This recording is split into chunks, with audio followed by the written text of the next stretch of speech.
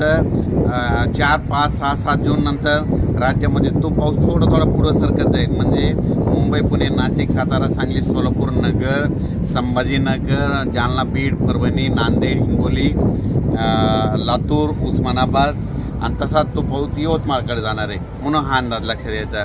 त्याच्यानंतर 5, 6, 7 जूनच्या दरम्यानमध्ये तो पाऊस परत आणखीन पुढं म्हणजे सातारा, सांगली, सोलापूर, पुणे, नाशिक, मुंबई, तसेच नगर, पुणे, औरंगाबाद, त्याच्यानंतर बीड, परभणी, लातूर, हिंगोली, वाशिम, नांदेड आणि त्याच्यानंतर बुलढाण्यापर्यंत 7 तारखेपर्यंत तो पाऊस सुरुवात होईल.